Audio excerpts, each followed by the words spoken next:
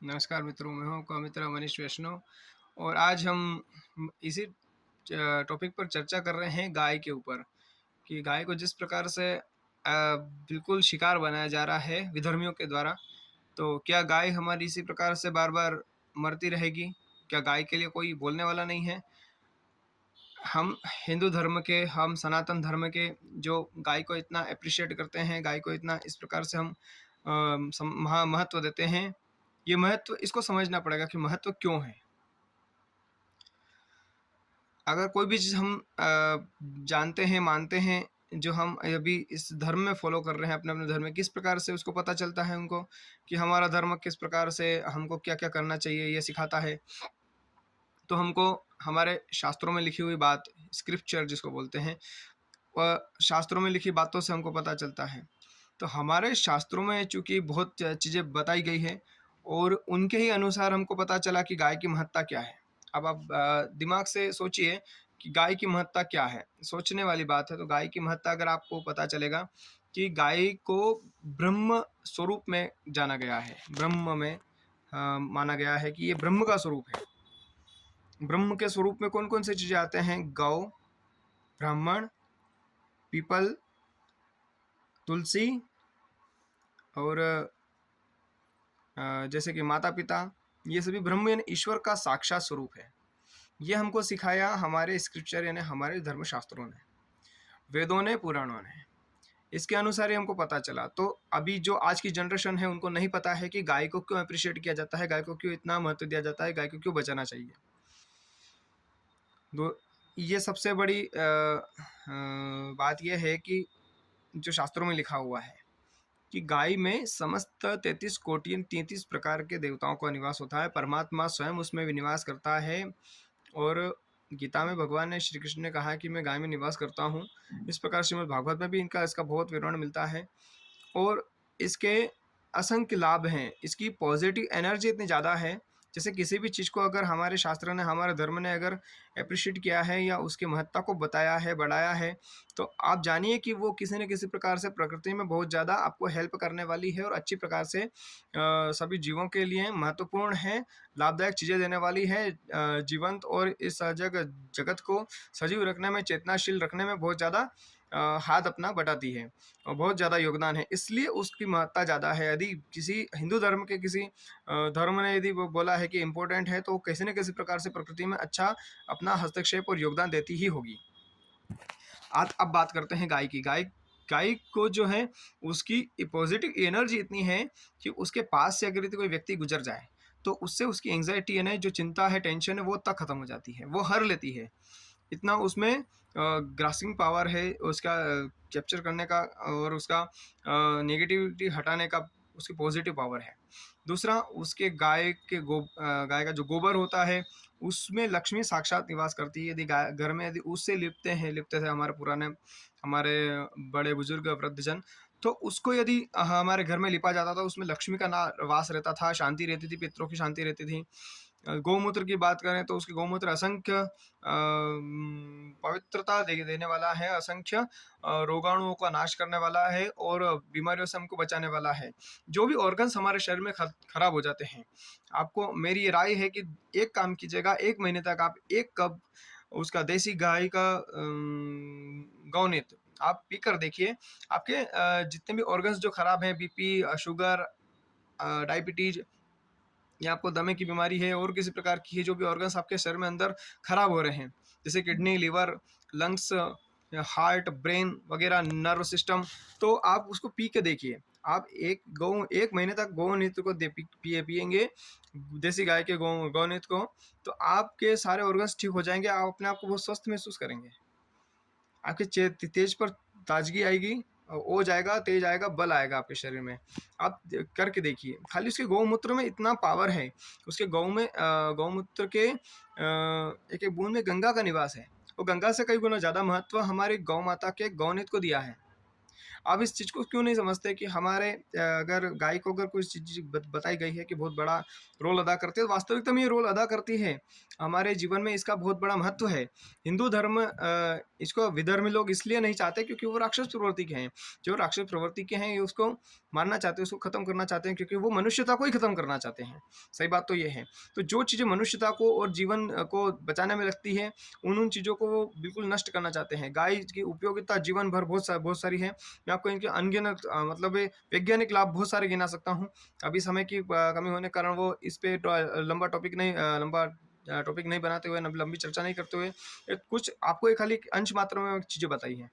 पर यदि उसका बताया जाए तो उसके लिखते-लिखते और बोलते-बोलते हम हमारी शायद हमारे समय कम पड़ जाए, पर उसकी महत्ता खत्म नहीं होगी।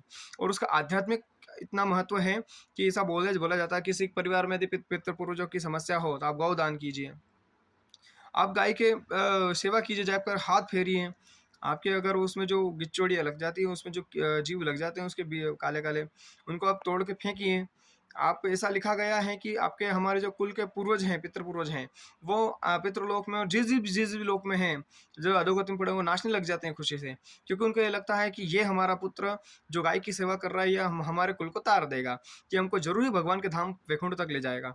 क्योंकि गाय वो चीज़ है जिसमें हमारा आध्यात्मिक महत्व इतना ज़्यादा है कि वो ऐसा माना जाता है कि जो गाय की सेवा करता है, भगवान नारायण, श्रीमन नारायण, भगवान श्री कृष्ण, भगवान राम उसको हाथ पकड़कर अपने धाम में ले जाते हैं। उसका जन्म मृत्यु का जो चक्र है वो छूट जाता है। ये गाय की महत्ता है, इतना उसका पावर है, उसकी पॉजिटिविटी के कारण उसको इतना मान दिया गया है हमारे शास्त्रों में।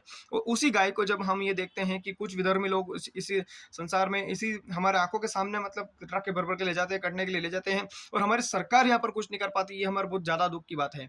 और हमारे जो धर्म प्रेमी लोग हैं, जो धर्म प्रेमी जो भाई लोग हैं, वो इसके लिए कितना प्रयत्नशील रहते हैं, उसके बावजूद भी उनकी सहायता नहीं की जाती। और सबसे बड़ी बात यह है, दुख की बात यह है कि हमारे हिंदू समाज में ही उनका सभी हर घर से, हर एक व्यक्ति से उनको सहायता नहीं मिलती।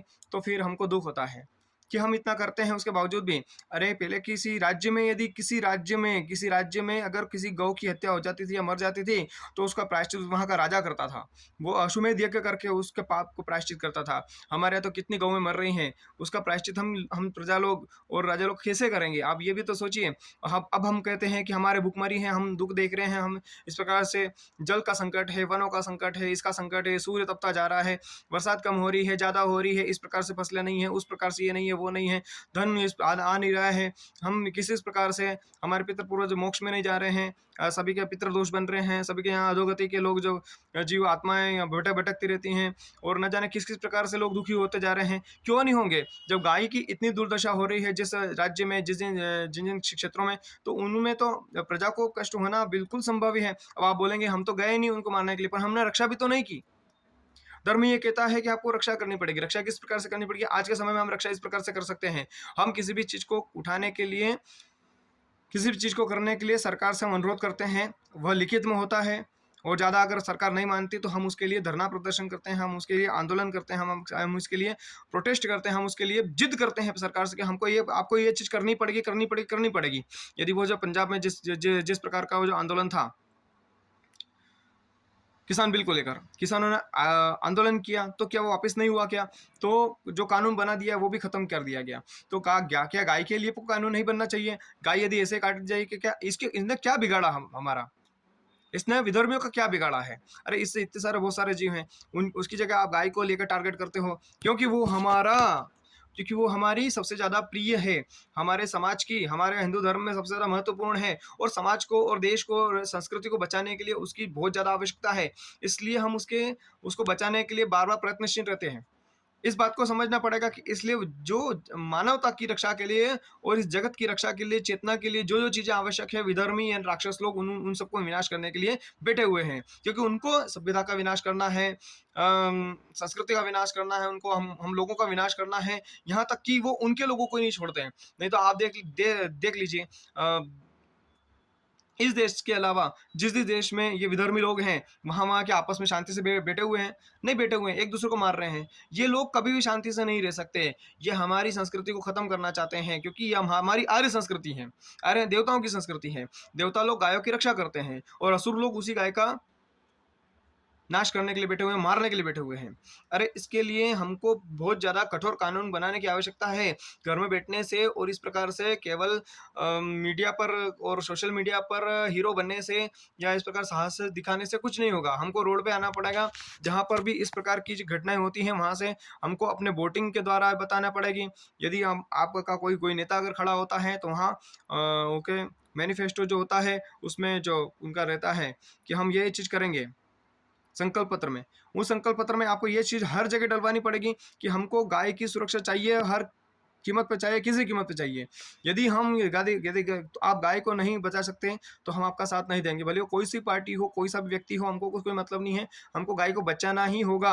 अपनी ये संस्कृति को बचाना है तो हमको बचाना ही होगा, क्योंकि जिस देश में, जिस क्षेत्र में गाय का लहू गिरता है या जिस देश से गाय प्रताड़ित करके लिए ले जाई जाती है, उस क्षेत्र का नाश हो जाता है। आप इस चीज़ को क्यों नहीं समझते? हम हिंदू हैं, हमको हमारा राष्ट्रीय जागरण करना पड़ेगा। हमको हिंदुत्व के लिए आप इतना चिल्ला रहे थे हिंदू राष्ट्र, हिंदू राष्ट्र।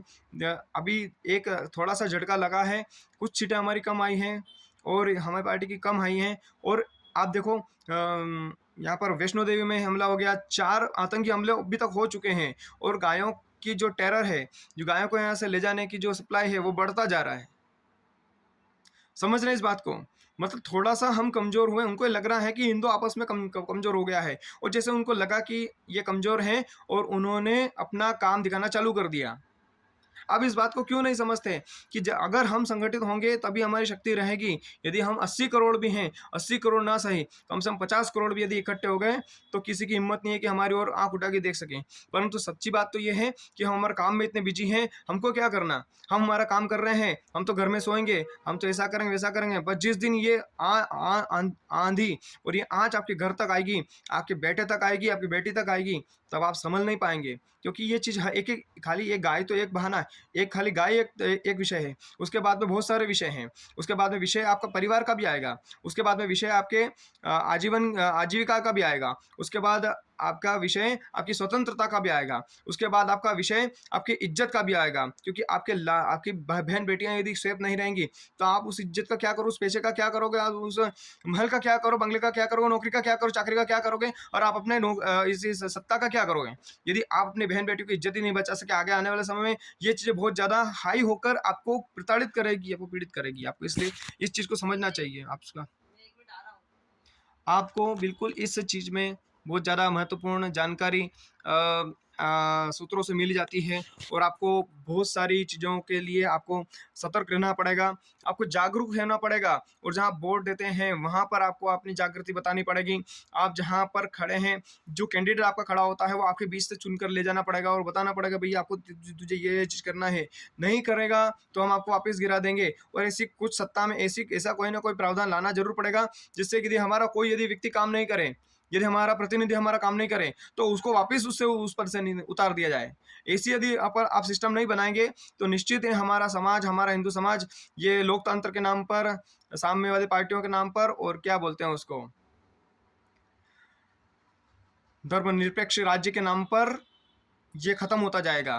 धर्म कभी निरपेक्ष नहीं हो सकता, धर्म सदा सापेक्ष होता है। उसका एक अपेक्षा होती है, उसका एक पक्ष होता है, उसका कोई पक्ष नहीं है। ऐसा कभी नहीं होता, धर्म निरपेक्ष कभी नहीं हो सकता। देश को धर्म के सापेक्ष होना चाहिए। धर्म सापेक्ष से मतलब ये होता है कि धर्म यदि कोई चीज बोलता है तो उसका अनुपालन सत्ता को करना पड़ेगा।